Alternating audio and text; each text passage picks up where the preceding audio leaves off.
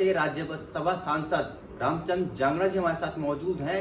मैं आपको रामचंद्र जांगड़ा जी के बारे में थोड़ा सा बता दूं कि 40 साल से राजनीति में सक्रिय हैं और काफी विद्वान कहीं ना कहीं रामचंद्र जांगड़ा जी माने जाते हैं। 40 साल से इन्होंने राजनीति की है, अब हरियाणा से राज्यसभा सांसद है।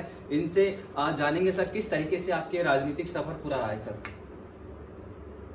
मेरा बहुत ही संघर्ष का काल रहा राजनीति का जीवन। मैंने 1975 में सक्रिय राजनीति के अंदर भाग लेना शुरू किया था। संयोग से उसी समय मैं स्वर्गीय कर्पूरी ठाकुर जी के संपर्क में आया और मेरे दिलो दिमाग में गरीब के अधिकारों की लड़ाई लड़ने का एक संकल्प उन्होंने जगाया और उसके बाद से सतत लगातार हमारा ये प्रयास रहा है कि हमें गरीब के अधिकारों की लड़ाई लड़नी चाहिए। और इसी का कारण है कुछ राजनीति में मेरे साथ ऐसी घटनाएं भी हुई जब ऐन समय के ऊपर पार्टी का एक अधिकृत उम्मीदवार होते हुए भी मुझे हरा दिया गया। लेकिन मेरा संकल्प कभी डिगा नहीं, मेरा मनोबल कभी कमज़ोर हुआ नहीं। और आज 40 साल के राजनीतिक संघर्ष के बाद मैं 2020 में भारतीय जनता पार्टी के नेतृत्व का ये धन्यवाद करता हूँ कि मुझे हिंदुस्तान के ऊपरी सदन में आने का मौका दिया। इस समय भी मेरा सतत संघर्ष जारी है। मैं पूरे देश के विश्वकर्मा समाज को प्रधानमंत्री की नीतियों के साथ जोड़ने में लगा हुआ हूँ और तकरीबन आधे से ज़्यादा भारत का मैं राज्यसभा का सदस्य बनने के बाद भ्रमण कर चुका हूँ। तो मेरा जीवन का एक संकल्प है और मैं समझता हूँ कि पहली बार आज एक ऐसी सरकार भी आई है जो अंतिम आदमी का उद्देश्य को सपने को चरितार्थ करने के लिए कर संकल्प है। तो मैं उस संकल्प को प्रधानमंत्री जी के संकल्प को चरितार्थ करने के लिए पूरे देश के भ्रमण पर रहता हूँ और यही मेरा प्रयास है कि इस देश के जो संविधान की मूल भावना है, सबको अभिव्यक्ति की आज़ादी हो, सबको समानता का अधिकार मिले, सामाजिक शैक्षणिक रूप से जो पिछड़े लोग हैं उनका पिछड़ापन दूर हो, जो दलित शोषित लोग जो कभी अछूत सोसाइटी में समझे जाते थे उनको समाज में एक सम्मान का दर्जा मिले और भावी पीढ़ी देश की जाति धर्म संप्रदाय के भेदभाव से ऊपर उठकर देश के विकास में सहभागी होते हुए एक उन्नत भारत के निर्माण में अपना सहयोग दे। ये मेरा संकल्प हमेशा रहता है। सर जिस तरीके से बात करें, आप बेबाकी से सवालों के जवाब कहीं ना कहीं देते हुए नजर आते हैं। आपने सारी वर्ग की बात की पर किसानों की कहीं ना कहीं बात नहीं की। किसानों की हम बात करेंगे सबसे पहले सर, क्योंकि जिस तरीके से 1 साल से ज्यादा का समय हो गया है, अलग अलग बॉर्डरों पर हमारे अन्नदाता डटे हुए हैं। लगातार जिस तरीके से जो उनकी मांग है कि कृषि कानून को रद्द किया जाए, किस तरीके से देखते हैं सर? क्योंकि अन्नदाता इस वक्त सड़कों पर मौजूद हैं, तमाम जो सड़कें हैं ब्लॉक हैं, लोगों को काफी दिक्कतों का सामना करना पड़ रहा है। सुप्रीम कोर्ट में कहीं ना कहीं मामला चल रहा है, 20 तारीख को सुनवाई है सर। देखिए, पहले तो मैं ये अन्नदाता के विशेषण से जो मेरा मतभेद है, अन्नदाता कोई नहीं, अन्नदाता तो परमात्मा है। अनुत्पादक हम कह सकते हैं, कोई मुफ्त में नहीं देता किसी को। अनुत्पादक हैं वो, मैं भी किसान हूँ, मैं भी अनुत्पादक हूँ। मेरे पिताजी खेती करते थे, हम भी खेती करते हैं, आज भी हम खेती करते हैं। तो हम अपने आप को अन्न उत्पादक मानते हैं। हम मुफ्त में कोई सारा साल अनाज नहीं बांटते कि हमें को अन्नदाता कहे। इसलिए पहले तो मैं इस विशेषण से मेरा मतभेद है। मैं अन्नदाता का विश्लेषण नहीं मानता हूँ। कोई सारा दिन कोई लंगर लगा के तो किसान रखते नहीं कि सबको अन्न वैसे ही पेट भरने के लिए देते हो। दूसरी बात, 2008 में नए कृषि कानून की नींव रखी गई जब एक हमारे जो कृषि के वैज्ञानिक थे और कृषि से के विशेषज्ञ थे, उन्होंने अपने स्वामीनाथन जी ने अपनी रिपोर्ट पेश की पार्लियामेंट में तो पेश नहीं, उन्होंने सरकार को उस समय मनमोहन सिंह जो थे देश के प्रधानमंत्री, अपनी रिपोर्ट पेश की और कहा कि किसान की भलाई के लिए ये कदम उठाने की ज़रूरत है। खेती घाटे का सौदा है और खेती को फायदे का सौदा बनाने के लिए ये इसमें कानून बनाने होंगे देश में। तो उन्हीं सिफारिशों के ऊपर जो 2008 में जो सिफारिशें की गई थी, अमल करते हुए भारत के प्रधानमंत्री नरेंद्र मोदी जी ने और भी ज़्यादा रिफाइंड तरीके से किसान के हित में उन्होंने एक संकल्प लेके कि मैं 2022 तक किसान की आमदनी को दोगुना करना चाहता हूँ। ये नए कृषि कानून आए। लेकिन सवाल ये पैदा होता है, किसान उस समय मांग कर रहा था कि कृषि घाटे का सौदा है, हमें कृषि मुनाफे का सौदा हो, इसके लिए कोई नए कानून बना के और किसानों को नई सहूलियतें दी जाएं। जब वो सहूलतें सारी सरकार दे रही है, तो आज का विपक्ष उन्हीं कानूनों के खिलाफ जो मांग करता था कि ये कदम किसान के हित के लिए उठाए जाएं, आज उन्हीं कानूनों का विरोध कर रहा है। किस लिए विरोध कर रहा है? केवल मात्र मोदी का विरोध करने के लिए, केवल मात्र भाजपा का विरोध करने के लिए। उनके दिमाग में किसान का कोई हित नहीं है। लेकिन अगर इसमें कोई कमी किसान संगठन मानते हैं या और कोई मानता है, तो सबसे बड़ी बात यह है कि माननीय सर्वोच्च न्यायालय ने अभी इनके ऊपर प्रतिबंध लगाया हुआ है। जब वो कानून अमल में ही नहीं आ रहे, तो किसान किस लिए बॉर्डर के ऊपर बैठे हुए हैं? शंका के आधार के ऊपर कोई आंदोलन नहीं चला जा सकता कि हमें अंदेशा है कि जिस समय सुप्रीम कोर्ट का बैन हटेगा तो फिर किसान के विरोध में कोई कदम ना उठा दिया जाए। ऐसी शंका के आधार पर कोई आंदोलन नहीं चलता है।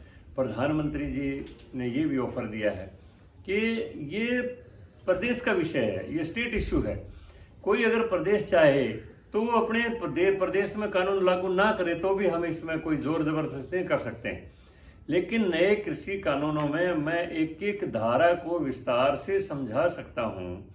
मिसाल के तौर पर मैं कानून नंबर 2 की बात करता हूँ, वो बहुत छोटा है।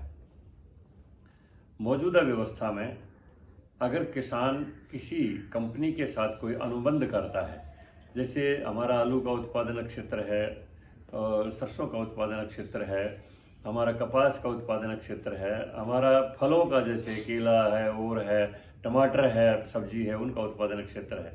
जैसे टमाटर से सॉस बनता है, वो किसी कंपनी से अनुबंध कर लिया कि मैं इतने 1000 रुपये क्विंटल के ऊपर आपको टमाटर दे दूंगा।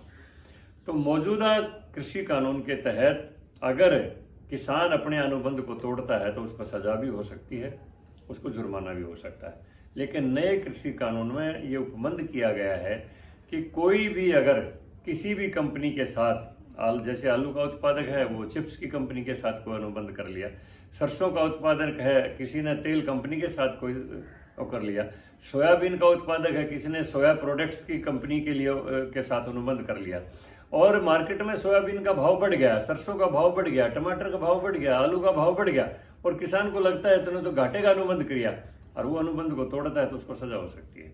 लेकिन नए कृषि कानून ये कहते हैं कि किसान स्वतंत्र है कोई भी अनुबंध तोड़ने के लिए, लेकिन अगर मार्केट में भाव घट जाता है तो कंपनी उसके साथ पूरी तरह से प्रतिबंधित रहेगी। कंपनी को जो अनुबंध का रेट है उसी रेट के ऊपर किसान की जिन्स को उठाना पड़ेगा, किसान के उत्पाद को उठाना पड़ेगा।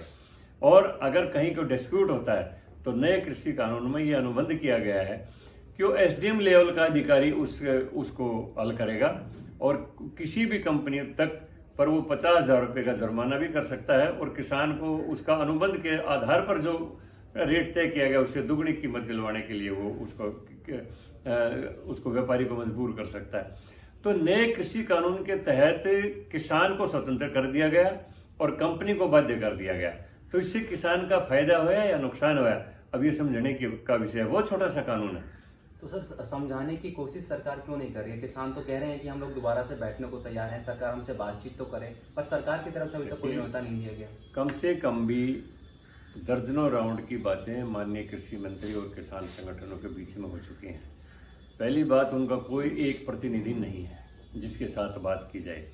उसमें गुट बने हुए हैं, कुछ कम्युनिस्ट कल्चर के लोग हैं, कुछ कांग्रेस कल्चर के लोग हैं, कुछ सीधे किसानों के से संबंध रखते हैं। मेरा कहने का मतलब ये है, एक व्यक्ति अगर ऊपर से बैठ के बैठक में कोई विचार तय करके आता है तो नीचे आते ही दूसरा उसको तोड़ देता है, और नीचे आते ही बयानबाजी दूसरी बदल जाती है। तो ऐसे हालात में कोई भी समझौता हो ही नहीं सकता। जब कोई कभी समझने के लिए तैयार ना हो, वो कहते हैं ना कि सोए हुए को तो जगाया जा सकता है, लेकिन जो सोने का ढोंग कर रहे हैं उसको कोई नहीं जगा सकता। जो वहां पर जो राजनीति जो लोग कर रहे हैं वो कम्युनिस्ट और कांग्रेस के लोग हैं, उनके लिए वो समझते हैं कि एक मौका है ये, किसान के कंधे के ऊपर बंदूक चला के हम मोदी को डाउन कर सकते हैं। लेकिन उनकी गलतफहमी है। मैं रोजाना गाँव में जाता हूँ। मैं परसों भी हमारे महम हल्के के फ्लड में जो इफेक्टेड गाँव थे, 3 गाँव का मैं टूर करके आया। मैं किसानों के बीच में बैठा हुआ, आम किसान के बीच में। उनसे मैंने पूछा है, भाई आपको तकलीफ क्या है? हमें तो कोई तकलीफ नहीं है। हमारे गांव में तो 3-4 हैं जो 1-2 कम्युनिस्ट हैं, 3-4 जो कांग्रेस के आदमी हैं। वही यहाँ से लोगों को, मजदूरों को भी बिठा ले जाते हैं धक्के से ट्रैक्टर में, जिनका किसानी से कोई मतलब ही नहीं है, और आम लोगों को भी बिठा ले जाते हैं। वहाँ जाके बढ़िया मलाईदार उनको भोजन मिल जाता है बढ़िया और सारी चीज़ें मिल जाती हैं। आपका कहने का मतलब है जो बॉर्डर पे बैठे हैं वो किसान कम हैं और मजदूर और कांग्रेस के जो लीडर हैं उनके लोग ज्यादा हैं। ये कांग्रेस के लोगों द्वारा और कम्युनिस्टों द्वारा प्रायोजित आंदोलन है और उसमें कुछ भोले लोग आ जाते हैं, बाकी संगठनों के ऐसे लोग हैं जिनको पता सारा सब कुछ है कि नए कृषि कानून में किसान के हित में है सारी बातें, किसान के विरोध में कुछ नहीं है, लेकिन वो समझ कर भी समझना नहीं चाहते। वो बैकफुट आने में अपनी जगह सही नहीं करवाना चाहते है, इसलिए वो आंदोलन को लंबा खींचना चाहते हैं।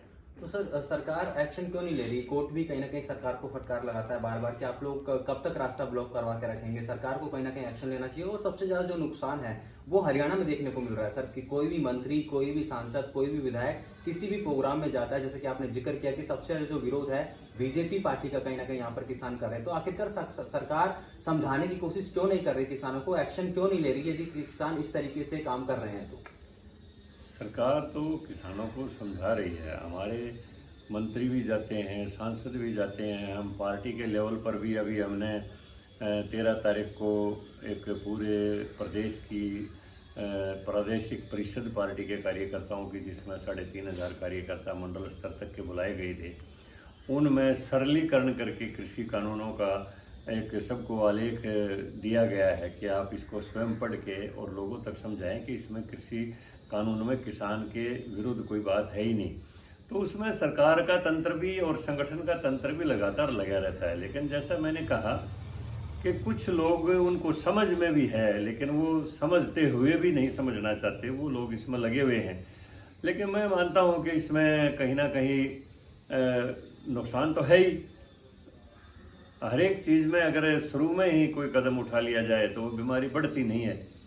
जो शुरू में जिस समय अम्बाड़ा में इनको रोक लिया जाता और वहीं पर कह दिया जाता है भाई आप जो समझना चाहते हो वो समझ लो, लेकिन हम दिल्ली की सीमाओं पर नहीं जाने देंगे, तो मैं समझता हूँ ये परिस्थिति पैदा नहीं होती। आप मानते हैं सरकार से चूक हुई है कहीं ना कहीं? हाँ, चूक हुई है। मैं ये मानता हूँ कि इनको बॉर्डर तक आने देना ही गलत था, क्योंकि 26 जनवरी पर जिन लोगों ने जो लोकतंत्र के खिलाफ एक प्रक्रिया में नंगा नाच किया है और पूरे देश को शर्मसार किया है, प्रधानमंत्री के भाषण के बाद लाल किले के ऊपर चढ़कर जो तलवारें लहराई हैं, उन लोगों को कहीं बॉर्डर पर ही रोक देना चाहिए था।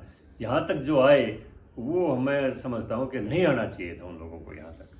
सर हम किसान आंदोलन की बात कर रहे हैं, अर्थव्यवस्था की कहीं ना कहीं बात करते हैं। जिस तरीके से तमाम जो बॉर्डरों पर किसान बैठे हुए हैं, साफ तौर पर काफी ज्यादा नुकसान उद्योग क्षेत्र में देखने को मिल रहा है। सोनीपत की बात कर लीजिए, पानीपत की बात कर लीजिए, अलग अलग जो बॉर्डर है वहाँ पर जो उद्योग थे पूरी तरीके से चौपट हो चुके हैं, बंद हो चुके हैं।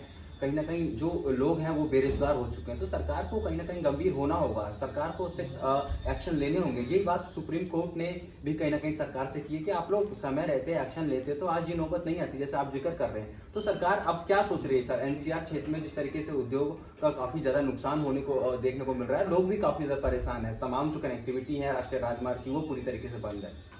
देखिए, सख्त कदम तो आखिरकार उठाने पड़ेंगे। जब देश में एक कानून है कि आप 6 इंच से लंबा चक्कू भी नहीं रख सकते हैं, वो भी वेपन्स एक्ट में आता है कि आप कानून में फंस सकते हैं, तो तलवारें लेकर, भाले लेकर, जो ढाल लेके जो बॉर्डर के ऊपर बैठे हैं वो कौन से युद्ध के लिए बैठे हैं? एक समय था दसम गुरु गोविंद सिंह जी ने ये सेना बनाई थी, तो उस समय मुगलई राज था और हिंदू धर्म के जो लोग थे उनको प्रताड़ित किया जा रहा था, कश्मीरी पंडितों को प्रताड़ित किया जा रहा था। तो उस समय औरंगजेब से लड़ने के लिए एक सेना का निर्माण किया गया था।